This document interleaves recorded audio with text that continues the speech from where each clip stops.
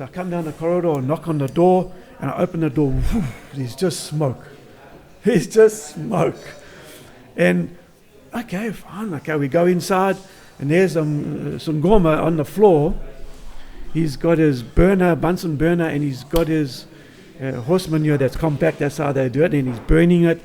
And now he says, "Okay, come in, come get under the blanket, the blanket. Come there, come in the blanket." So now we are.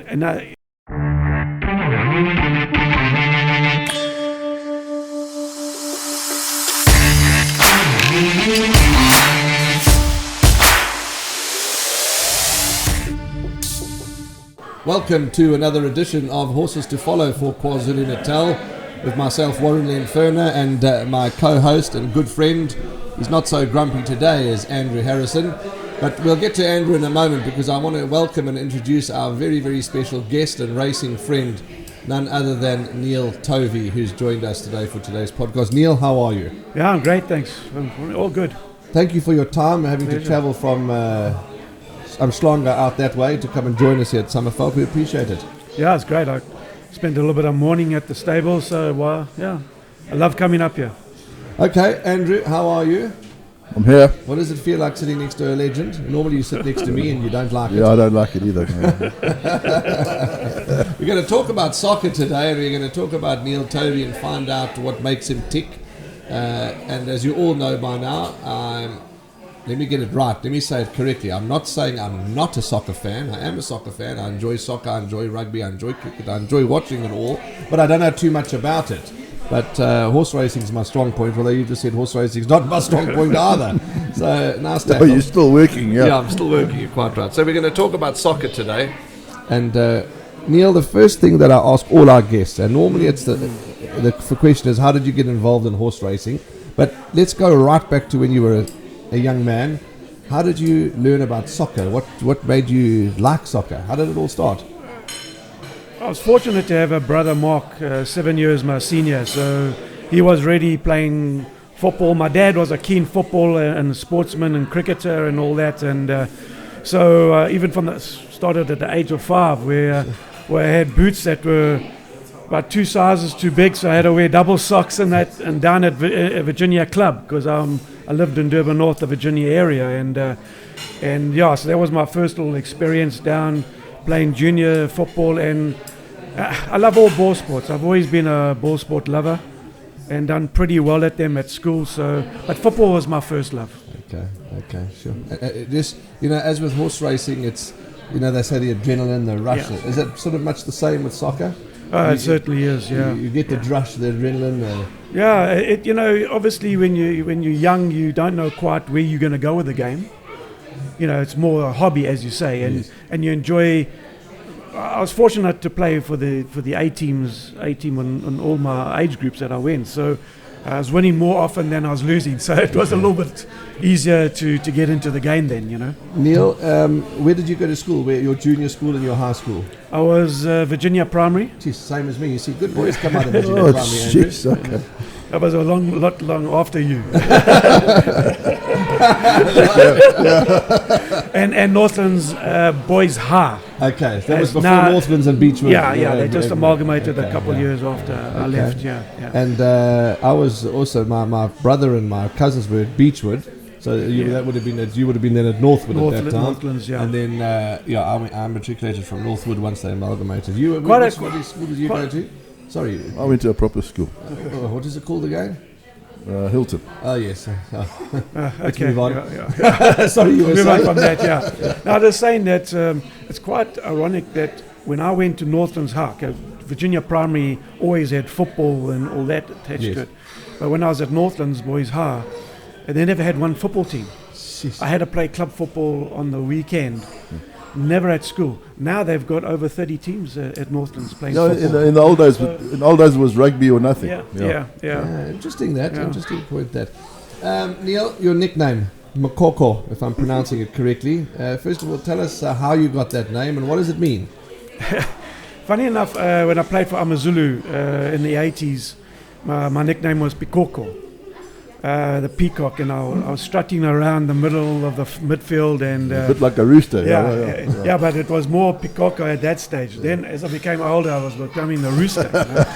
So, and as I went to Kaizer Chiefs, they would not, when you earn your nicknames, they would not actually call you the same nickname. They'll devise a new one for you, and along the same principles. It means chief cock. So I won't go too far into that. But more around the dominance of the midfield, where a cock will always be there, pecking on the ground and positioning and talking and communicating and organising, and then lifting it up and checking everyone's good, back down, and so basically came from that. Yeah, it's funny how. Mind you, I've had a couple nicknames. So if we don't worry. In the early 90s, when I was coming into Bafana, they used to call me Kodesa, because the Mlungu was now talking to the black guys and the coloured guys and Indian guys, and so we had Kodesa talks, and that was I was also later one stage named contraceptive. Because they said nothing went past me. But the main one was Kuku, Okay, your number plate on your cars, and Mkuku, and of course you had a horse named Kuku, and won a couple of times. So thank God. Yeah. It's funny how the black spectators and fans, they always pick up on how the bloke plays, and they give you a good name. They're sharp. Yeah, they're very, very sharp, but you have to earn it. Yes. And that's where the game's gone a little bit in a stagnation, in terms that there's not many of these Dr. 16 valve Kamalos, and so the earning of those nicknames is really, really, when you get a nickname, then you've made it, and you're doing okay. Yeah. Neil, tell us what you're doing with yourself at the moment. We know that we will get to your love of horse racing and all that in a moment, but are you retired? Are you... Yeah, I'm having a bit of a sabbatical. I just finished my contract at SAFA. I had a 5-year contract as a technical director at SAFA. Okay.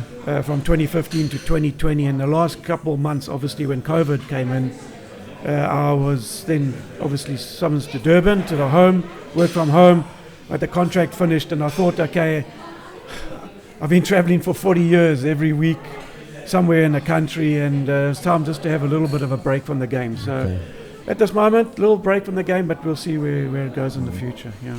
There's a fly buzzing around us. Sorry about that. Around the horse area you get flies, unfortunately, but it is irritating. Tell us about your family, your immediate family, your lovely wife, your family. Yeah, Michelle, very keen horse person.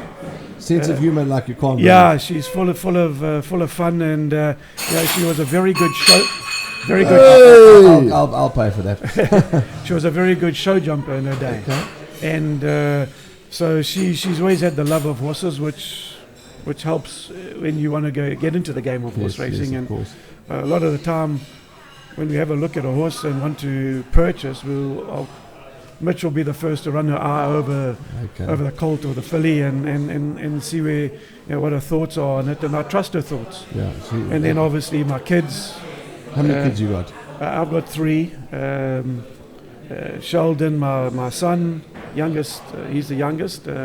Jessica and Bianca, my eldest daughter, and then Michelle. We've got 7 because Michelle had 4 from her previous marriages. And Neil, you started off at your button at Durban. You must City. button. It's a conversation. Yeah. You started off at Durban City, and is that where you met Lafferty? Yeah, that's where I met Laff. Tell us about that lunatic. Yeah. That's a bit unfortunate, but anyway. Yeah. If you're talking about fun and always having a chirp, and Laff's got to have the sort of little, always a word on edgeways, and but we were fortunate that we had, Durban City those days where we obviously weren't the most talented of a group of players in terms of Kaizer Chiefs Pirates and the quality of our team, but very, very hard working.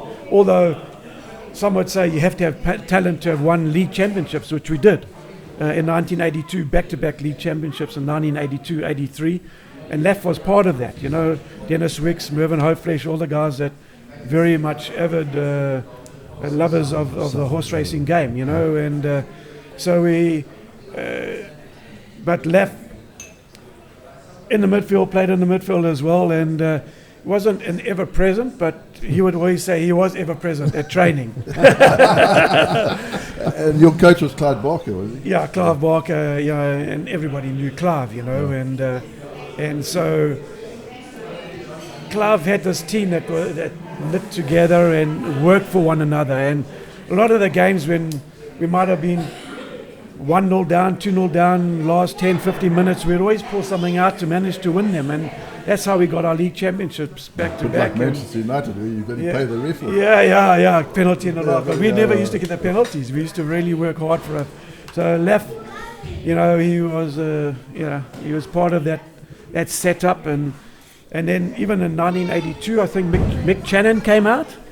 Mick Channon, he came out from when he came out as a professional, and Lef knew Mick Channon very, very well, and had quite a Did he play for Durban City? Yeah, he came out and had a couple appearances for a month, because at that stage we weren't part of FIFA, so it was pretty easy for a pro to come out in the off season and play for a club in this country. He's a top player. Then 1981, as we said, Durban City, which was Barker and Lafferty's time, and then Amazulu. You had a stint there. Tell us, you went from Durban City to Amazulu, then Kaiser Chiefs. Is that right? Yeah, I spent 5 professional seasons at Durban City, and then it was really time for a change. A lot of the players dispersed into other teams, and because Durban City were getting into an era where it was getting pretty hard for the owner Norman Elliott to continue with the club, you know. And then Clive Barker moved from Bushbucks or Durban City to Bushbucks to Amazulu in 1986. He won the championship with Bushbucks in 1985 with my brother Mark and Dennis Wicks. And then a lot of us then came and started out. Kevin Muthi, myself, Mervyn Hoeflesh, all went to Amazulu. And as it turned out, we had really a nice brought about, because they were always fighting relegation. And we had really a couple good seasons where we even beat Kaiser Chiefs 3-0. Sure. And the next week we played them again and won 5-1. And I don't know if too many teams have scored 8 goals against Kaiser Chiefs in a space of 2 weeks. You could do it now. yeah. Well, even now it's not happening. So we built up a really talented team that went to third, fourth place in the league that year. So we were fortunate, and it really made a sound base for Amazulu, and the fans just flocked to the stadium, flocked to the training ground, and it brought about a new dimension to Amazulu. And I played 4 years with Amazulu, and then they had club troubles again, ownership troubles. So it was then time to move on, and I had a couple offers from the Johannesburg-based teams, Cosmos, Sundowns, and my brother was playing for Kaiser Chiefs at the time. And then Swallows, Louis Late was in charge of Swallows. Okay. And he then, when my brother heard, the other teams are talking to me, he went to Kaiser and said, look, you can't. And then Jeff Butler was the coach, and said, yeah, they spoke to me. And I moved to Johannesburg, because he was just training, flying up for training, flying back, flying up for training every single day, because he was at the later stages of his career. And it turned out the best move for me ever. Okay. And you and your but Mark, lovely relationship right throughout. And, I was very privileged, because Mark was a thorough professional, and having that 7 years difference when I was 12, 13 years, a young teenager, and he was starting out his professional career. So I used to learn a lot of the good habits in the game, and I think that's tended to go out of the game now. But I had that groundwork where he would come back and watched how I played, and watched me and say, look, this is what you should do better, how to train better, how to be a more complete footballer. And I was fortunate to have Mark around me at that time. Yeah. How fit do you have to be? We know that any sports you've got to be fit and superior. I mean, this is a special fit. It is a special fit, and when you got the game 360 degrees around you, you're twisting, turning, backwards, running, jogging, sprinting. So how are your knees? I actually was very, very fortunate, because, and I maintained through that having Mark spoken to me earlier in the career, I embarked on a really huge fitness campaign, and I think in my Kaiser Chiefs days when I started was later in my career when I was 30 odd and that, I went to them at 28 years of age. I then embarked, I was one of the first players, I think I was the first player to have a fitness trainer, personal fitness trainer. Okay. Well, I was long way ahead I had a guy by the name of Nick Barklam. And I used to go train 5:30 every morning in the gym or on the AstroTurf, doing running techniques. I was doing spinning classes and then going to training after that. Sure. And I think that fitness groundwork helped me continue and have 20 professional years in the game and continue to the age of 37, sure. You know, and playing competitively till the age of 37. So I was very fortunate, and so the fitter coming back to my knees and all that, I had no major injuries. Yes, you can say that you can't stop a tackle coming from behind sure, and that, but I thought that carried me through a long way in my career to not have bad knees like Laf's got. And he's got terrible knees. You've got no knees. You've had two new ones. I've got two new ones. So Laf always said, looks like he done something in your rods. Neil, just a fun question that's just come through. Our producers asked me to ask you, just in your opinion, who would be fitter? Who do you think needs to be the most fit, a jockey or a soccer player? I think they've all got their own different categories of fitness. You know, yes. I know a jockey has to be top fit. You know, yeah. He's pulling. He's got the power. You know, you've got the power strength ratios in the size capacity. You know. Also, I suppose, sorry to interrupt, the length, you know, that you maybe, as you say, different because the soccer it's a longer time that you play. Yeah. The race is a minute or two. You have to be. But it's under control, under extreme. It's intense minute or two. So I think they're relative, and I think an earlier jockey in the earlier days would have the training techniques would have changed for them as well as it has for every sport. The rugby players have embarked on new ways of training, even the footballers. And when I did my coaching license, professional coaching license, I actually embarked on 2 sporting codes in the name of rugby and how they trained and how the footballers trained and how we could lend some of our training techniques to them in the relation of being more nimble and getting the nimble side of it, the turning qualities out of it, and how they could come with their power strength ratios and how we could improve as footballers in that. Okay. And that was part of my thesis. So sure. I think all sporting codes, and coming back to your question of jockeys, they can learn from one another, you know, but they've also got to be extremely fit for that explosive minute or two that they're on top of the horse, you know. Tell us about your love of racing. Was now, as you say, your wife. Have you got another soccer question? Because we I've got lots of soccer questions. Okay, well then we come back. You were captain of Bafana when you won the African Cup of Nations, yeah. Under Clive Barker.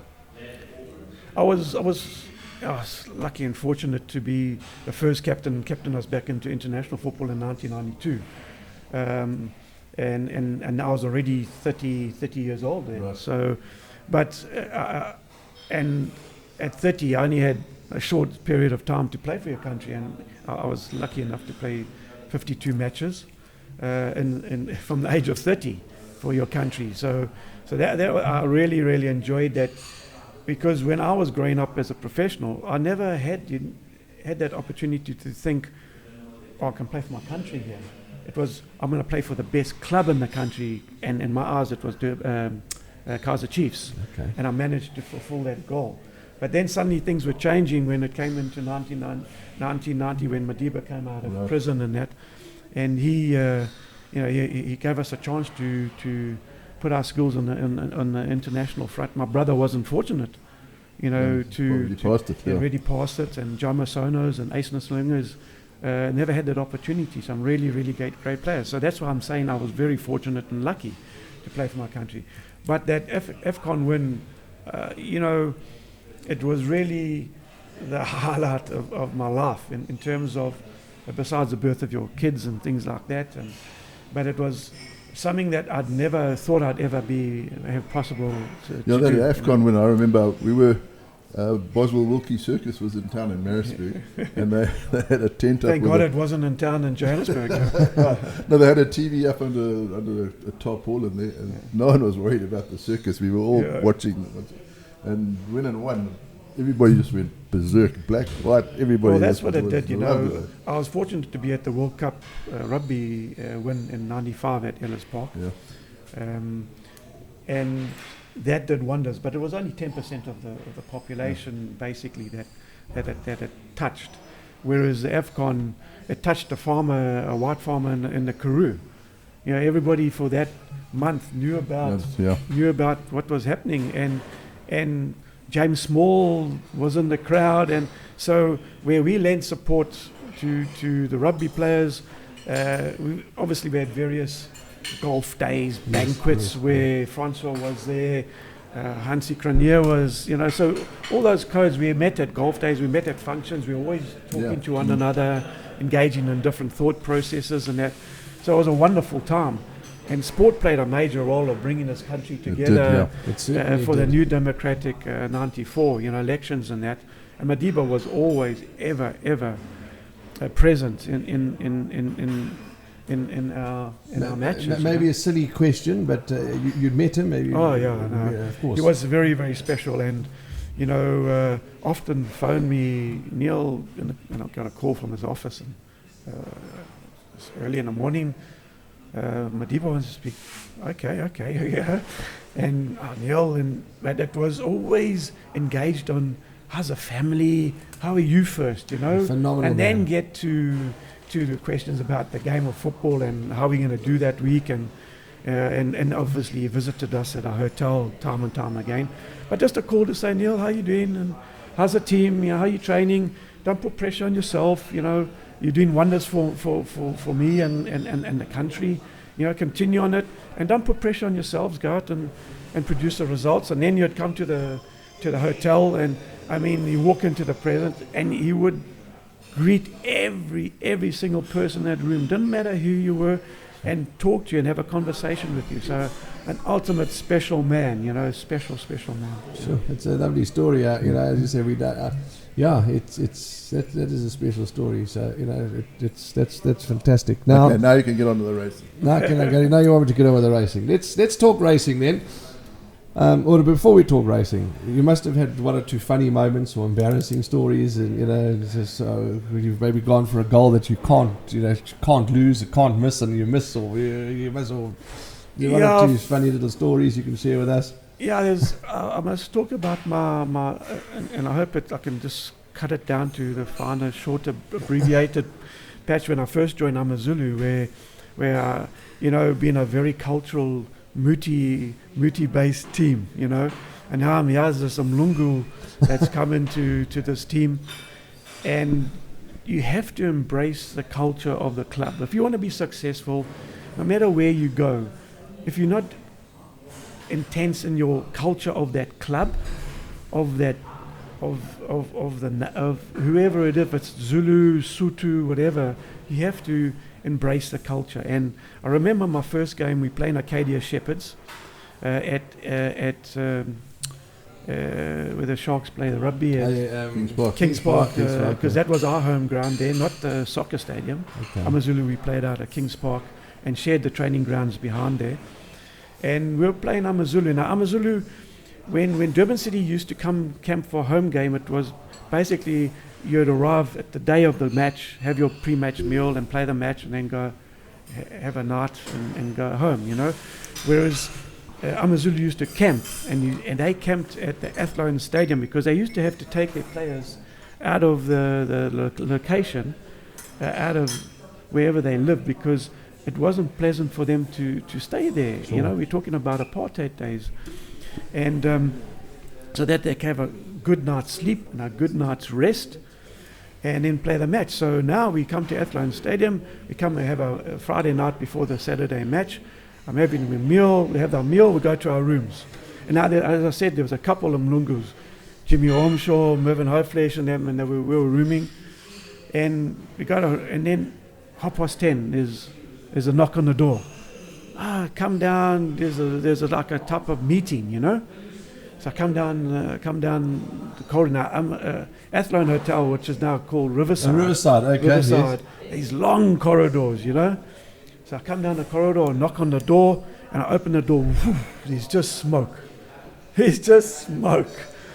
And okay, fine. Okay, we go inside, and there's Sungoma on the floor. He's got his Bunsen burner, and he's got his horse manure that's compact. That's how they do it, and he's burning it. And now he says, "Okay, come in, come get under the blanket, yeah, the blanket. Come there, come in the blanket." So now we are, and obviously smoke's not good for a sportsman, but you engage in it, you know. Yes. You engage in it. I'm lifting up here to get a bit of fresh air, and I'm coming down again. And you engage in it and say, okay, fine, that's great. And we having it, the blankets are over us. We come out, he says, great. So he said, okay, thanks. Now we're just in a shorts and slops and t-shirt at that stage. So he says, okay, we think, okay, thanks, guy. He said, no, you're not finished. He says, you go into the bathroom, and you just wipe yourself down and you wash yourself down have a bath. Now there's a bath and obviously the shower head, and you got that the shower curtain, you know. So we pull it back. Sheesh! There's just mud, sticks, leaves, everything in this bath. And I think, we better wash ourselves. So anyway, we engage again because, you know, don't be engaged in the culture. We get there, we're both standing naked in the bath, and he's throwing mud at me, and now we get engaging now, a bit of fun in it, we're wiping each other down with the mud and engaging all over our bodies with the mud and that. And he comes in, he says, great. He says, but you don't wash off until the morning, eh? So he said, okay, so whatever. So now we walk out down the corridor, you know, we put our shorts back on, but now we're trying to get back to the room, and next minute, we're getting itchy.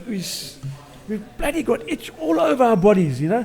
So I don't know what was in that mud, but now we're scratching each other's back as we're running down the corridor, and that was our first Muthi sort of orientation thing, and as it turned out, the next day, as I said, AmaZulu had never beaten Acadia Shepherds home or away.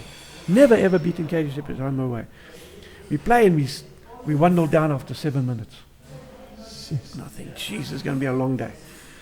But we get in half time, and then just after half time, I managed to get a pass through to Julius Chua, and he scores, and it's 1-1. Now it's going. Now we're on top of them now. Gets to the last 7 minutes. There's a corner kick for us. I go for the corner, and I head and I get the winner on my debut for AmaZulu. I score the winner. And then I said, geez, I'm going to have that Muthi every week. So yeah, it was hard. And then you engage, and slowly once you're engaged with them and they see your levels and that, and they don't, the Sangoma never used to call me because they see you, you know, more than capable and doing your thing, you know. So that's a lovely story. And with Neil, with spectators and supporters, if you had any funny run-ins or not run-ins or any banter with, you know, always, you know, you appreciate the fans that once you've played at their level, and here I'm a Lungu playing in a black club, and they see you running really your arse off for them, yes, and working so hard, and obviously doing the right things and getting to the levels of captaining each of the teams that I've been with, and that they appreciate you so much, and that's where the nicknames come from, and wherever I go, I often get asked the question, do you get quite annoyed by people coming to you and saying, have a photo or question? And I said, no. When it stops, I've got more of a problem, because that's when they're not recognizing you anymore. And I engage with them, and obviously it helps when I go try to get a parking close to, I always get the closest parking. and there's things that happen if sometimes with the speed cop, and he recognizes me and I get through and things like that. So yeah, it helps, and it helps. And so it's just from that appreciation, and there used to be that intense rivalry with obviously Chiefs Pirates and that. But then playing for Bafana, the Pirates guys then came a little bit on our side, Yes. on my side, and they looked at me as helping the country, you know. Doctor, you mentioned pre-match meal in hotels, etc. I'm sure, you know, I did 4 years at the Riverside Hotel, and I remember It's never recovered. I remember having, and I know you probably were there, but I'm going back years. I can't remember what I did this morning, but yeah, I remember those buses used to come through, you know, with there was teams. also Gordon Iggerson, I think, used to bring his teams there, and so yeah, I know those days that you're talking about. But talking about pre-match meals, what would a pre-match meal be for a soccer player? It's funny how it's changed through the years. My Durban City earlier days would have been fish. Okay. Then it went on to chicken combos, maybe with some spaghetti bolognese for the carb loading. Then it went on to steak for a little while. So they eventually just left it up. They put a whole lot of different dishes up, and then it's skinless chicken, and it's changed over the years, you know. So yeah, there used to be quite a bit of carb loading, and but it's all in moderation and what makes a player tick, what they kind of like. But I kind of stuck to a lot of carb loading with the spaghetti bolognese and that type of thing with a little bit of chicken. Okay. Were you superstitious at any stage? Were there certain things that you did do or didn't like to happen on certain game days? Yeah, I was generally always the first on the masseur bench. Okay. I was always first, and eventually they used to respect that. You know, the players, no one would ever touch the bench until I've gone onto the bench. You know, and so I was pretty lucky. You know, that eventually that was kind of my routine, that I'd get there first, and then I could go and then just sit back, and it was my way of relaxing. How long have you and Michelle been together? The point is, I'm asking is was she with you in your soccer days? No. I only met Michelle after my soccer days. Okay. But I'm sure, knowing the person that she is, she would have been at every soccer match and been. I know she was a keen sportsman and an avid sportsman. As I said, she was a show jumper. She played provincial squash and badminton. So yeah, she's followed the game. Yeah. Interesting, Andrew. Interesting to hear. I mean, you know, soccer is not our strong point, but how wonderful and so interesting to hear. And what's grabbed me the most is that story about about the ritual that you had to go through, and of course talking and meeting Medina. I suppose the Sangoma went to the opposition goals. Oh no, they used to put all their things in, and if you didn't win a couple of matches on the trot, the Sangoma was gone before you were gone. Okay, we'll come back to you, Neil. Sit and relax. We're just going to quickly rattle through some news, and you're welcome to contribute as well. And we're going to talk horses in a moment, because we want to hear about your horses. But Andrew, it would be remiss if we didn't touch on the news. A couple of things. Ex-trainer Cotton Lee passing. Very sad. Yeah, he was. He was a good trainer, and trained from Zim, and he came down to KZN. You would have remembered him, of course, Cotton Lee. Key of Destiny was his book. Key of Destiny, yeah. And he also trained Susan Choice to win the Tankard. She was a top mare. If I'm not mistaken, it was Key of Destiny was owned by the pink colours. Neil Kazi and them. Yeah, that's right. Yeah. And then great news, Andrew, and Neil, is that the South African Jockey Academy, I've been told, for 2022 are taking an intake of obviously of prospective riders, and they're also opening it up to the equestrians, which I think is great. I know that they closed it up to the equestrians some time ago, but they've reopened it now. But you know, they need to get people in. You know, the businesses need it. Times are hard, and the academy needs money. So and they are good at what they do. So you know, whether it's training jockeys or training equestrians, they've got the people there, and they've got the facilities. So why not? The other thing about equestrians is usually some daughter's twisting her father's arm, so they usually got a bit of cash. I was telling your wife earlier, I saw a horse float going up the hill the other day, and it's on the back was written, "Horses eat money." Well, we all know that. But we love them, so they can eat our money. It's like every sport. There's cross-pollination between the two. There's a foundation that needs to be brought about. Well, that's how Gavin Arena started. Gavin Arena went to the South African Jockey Academy as an equestrian, and competed as an equestrian, and then the transition into a jockey. And look at him, world-class jockey today. Willow Magic, Andrew, firing on all cylinders. MK's Pride, another win the other day. So that's good for him. And then Bernard Faderb is back in town, or coming back. I think he's just having a bit of a holiday, as well as Diego Digavea. So those two jockeys are back from Mauritius. So yeah, nice to have them back on our shores. Yeah, it's great. It's good to see the cross-pollination. Yes, say yes or no if you don't agree. It's great to have that flag flying all over the world. Yeah, and how. Two stallions that have been retired, Duke of Marmalade and Black Minnaloos, both retired. So that's a bit of a blow to the breeding ranks. But Rathmore Stud have got a new stallion called Declaration of Peace. And they tell me his book he's just landed. They tell me his book is chock-a-block. How's he bred? I'm not sure. I'm not sure, to be quite frank with you. I just know his name's Declaration of Peace. I don't know how he's bred. I'll probably get my wife hitting me over the head with a frying pan because I should know.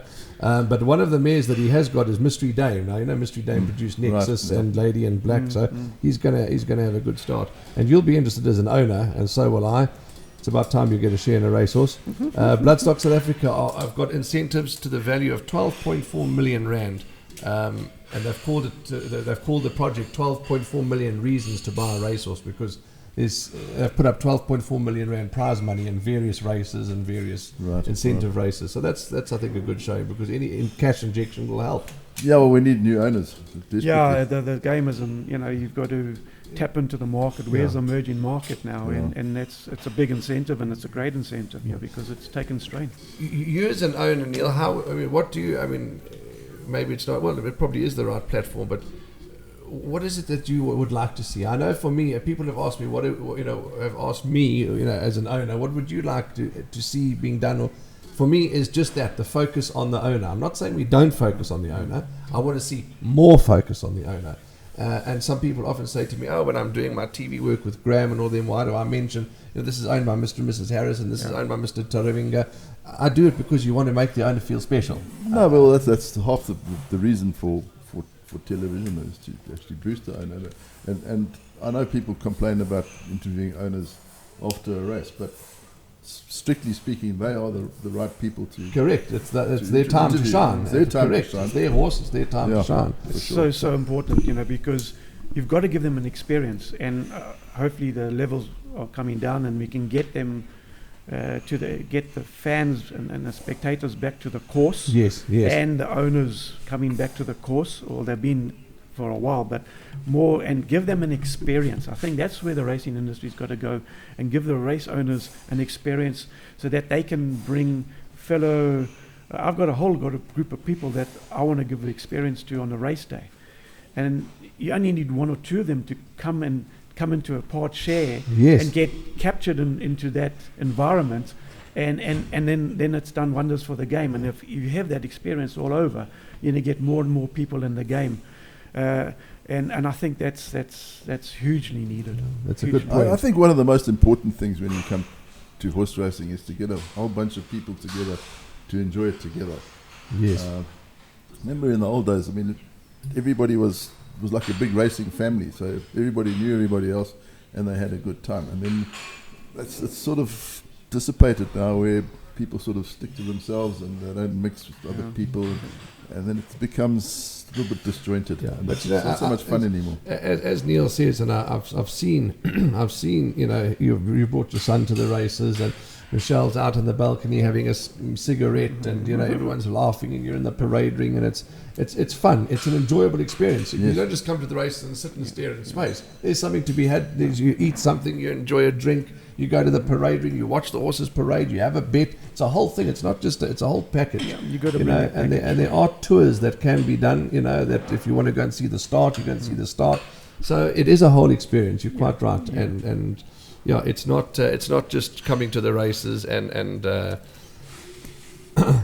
just sitting there watching a horse run. It's a whole experience. Okay.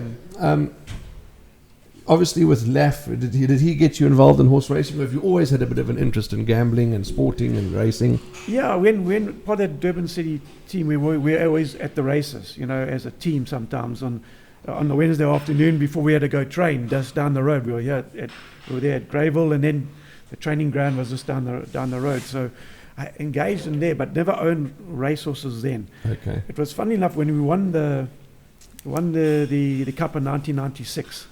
We were out celebrating at the waterfront in Johannesburg, and I bumped into Joe Soma. Okay. So actually, Joe Soma got me into owning my first racehorse.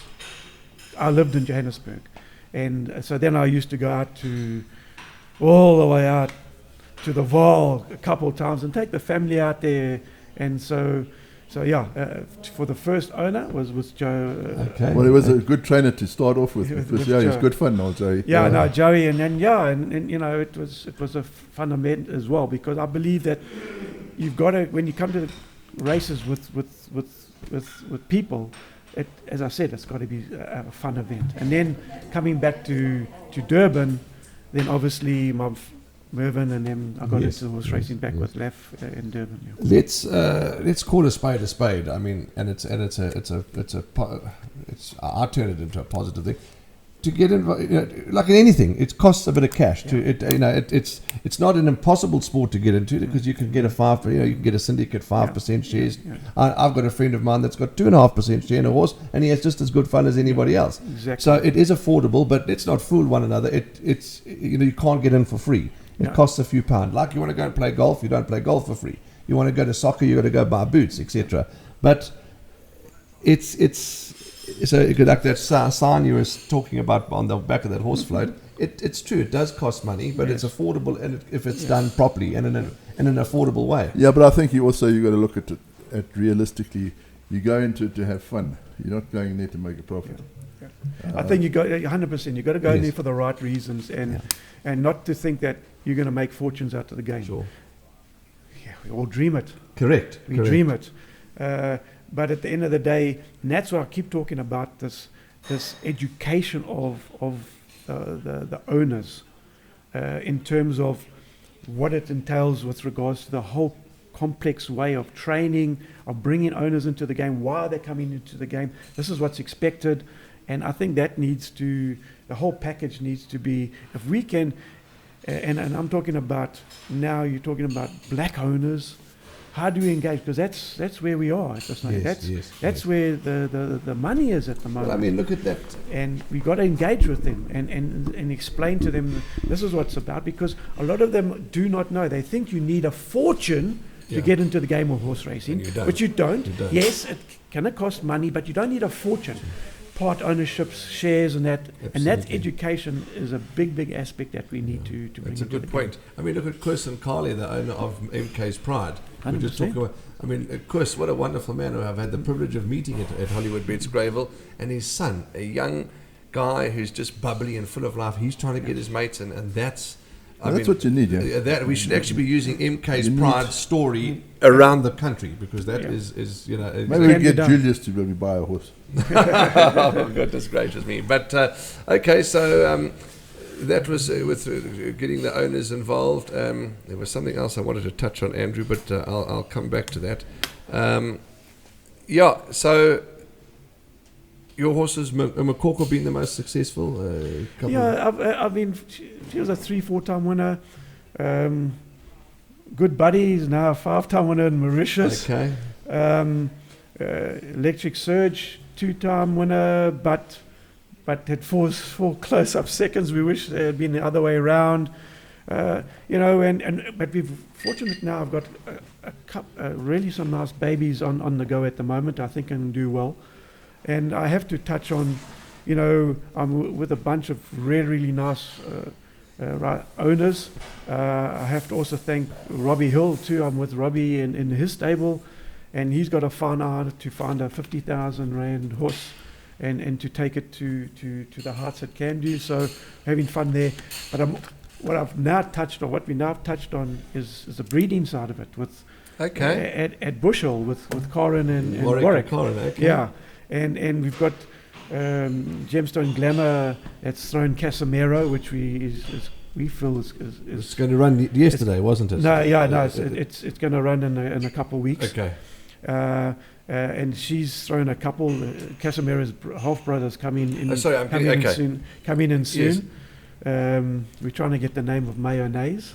Yes, tell us about that. Tell us about that. Your wife was telling my wife at the races. What's the story That's there? my wife's humour to it. Okay, so tell us about mayonnaise, just because it's... Yeah, she came across this name of mayonnaise. Because of course horses neigh.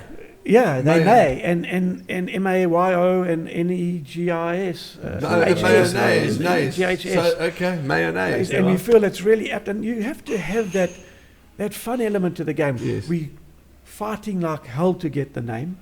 For some reason, they're trying to throw it out. Yeah, we're fighting now. Mayonnaise. There's peanut butter. There's all that. So, that was running. Please tell me you're going to fight it. No, we are trying to fight it, and Corin is trying to fight it. So we're bringing it down in the next month. So hopefully we can get it passed. And we're pleading to the racing authority, please.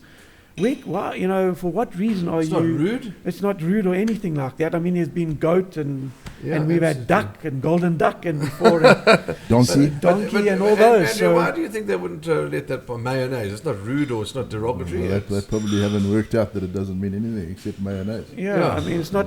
And it's quite clever because horses neigh and you're spelling it N-E-I-G-H. And it's actually very original, I was very clever of my wife. I think they've got an ulterior motive somewhere. Yeah, well, keep fighting it because it's a lovely name. And you would say, if I can just button, please. We took, unfortunately, we had to retire Torrent.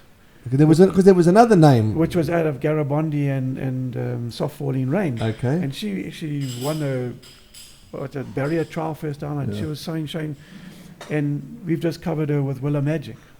Okay. So we. Well, you know what they say about breeding? You start off with a big fortune, and you end up with a little fortune. Yeah. Don't blow out the man's flame, Andrew. For goodness sake, he's trying. You want to have. Well, Marsan, who's down in the Cape, but you'd like to try a little bit. No, you just have to have a go. You've got to have a little dig on it, a little go, absolutely. Yeah. But because wasn't there because I'm sure there were two names that your missus had told us about, but mayonnaise was the one definitely, and the other escapes me. But mayonnaise, I remember very clearly.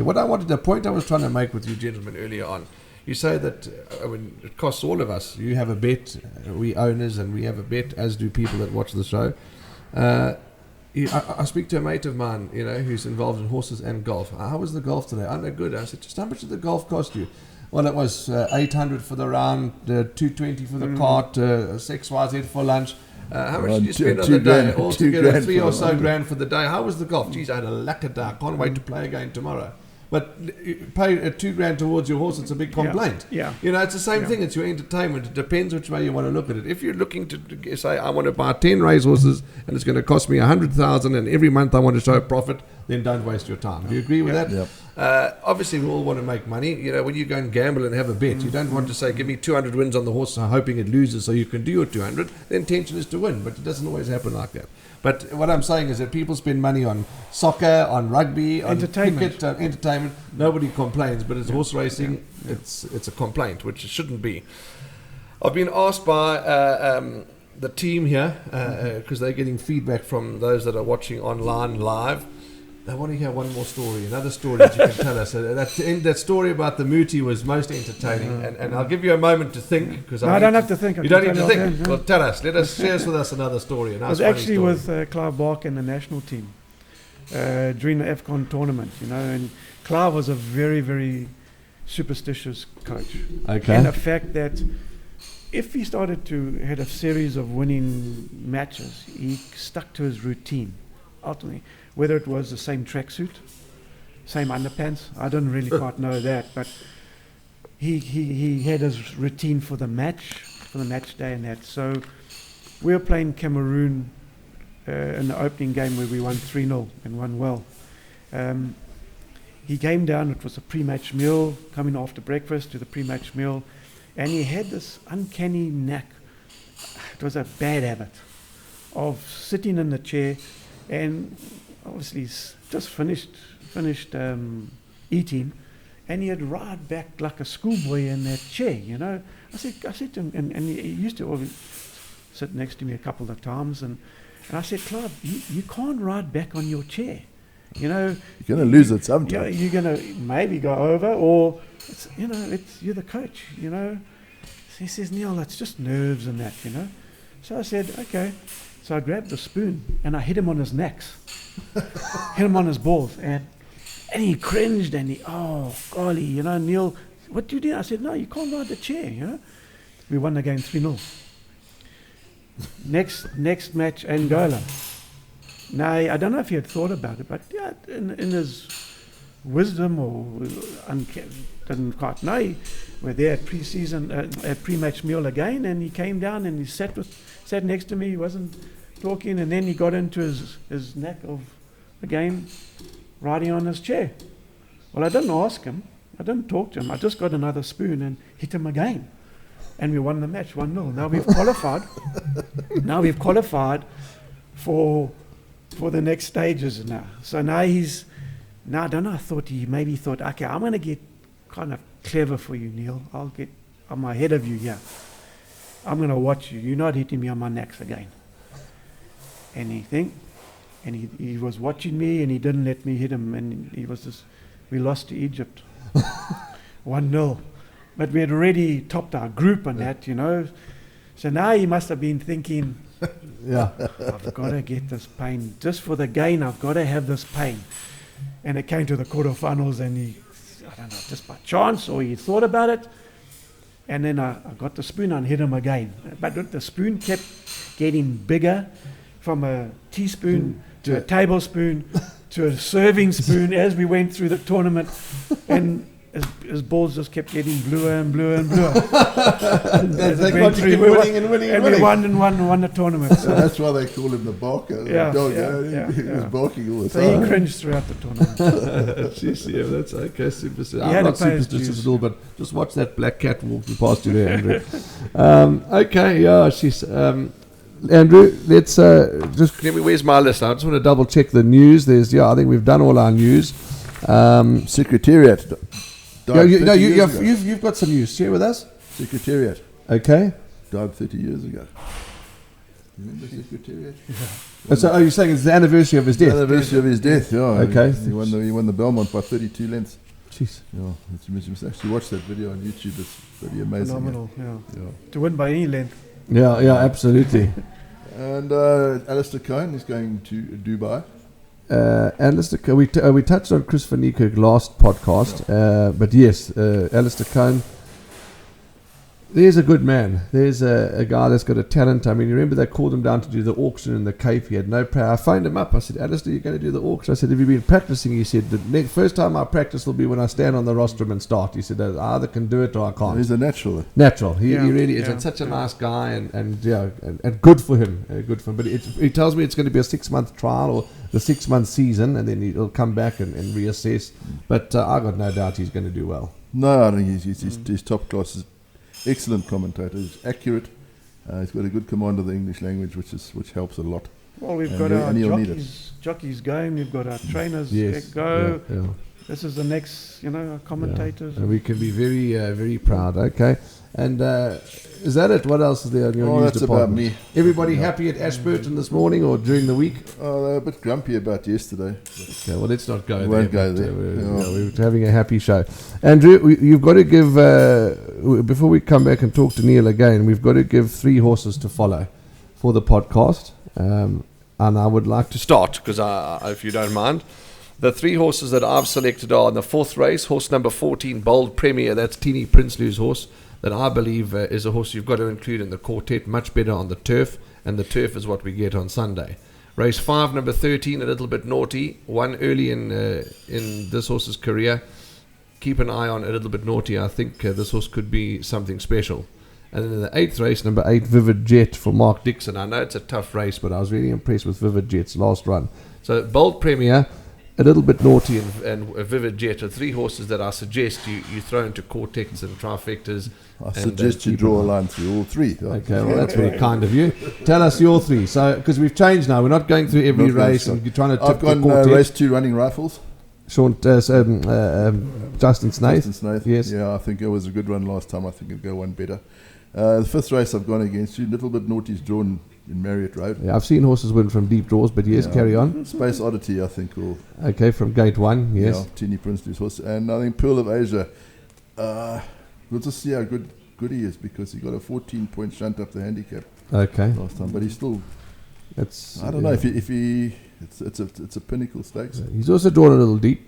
Yeah, Yeah. it's only 11. Yeah. Robbie Hill. Robbie's horse, yeah. as I say, No, that must have been it's so happy to win a Group 1. How wonderful Yeah, is that? Robbie's done very well in that regard, you Yeah. know. And It's got to be Genesis horse. Yeah.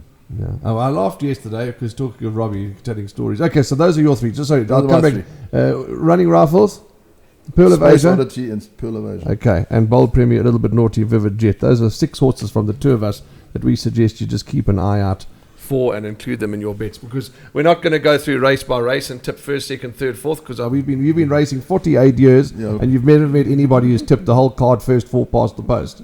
So there's 6 horses for you. Keep an eye on them and include them. We certainly will. Talking about Robbie, I laughed yesterday at the races because now once the races had been abandoned, there was Graham Hawkins, Robbie Hill, Yeah, yes. and Duncan Howells and myself, and we were talking.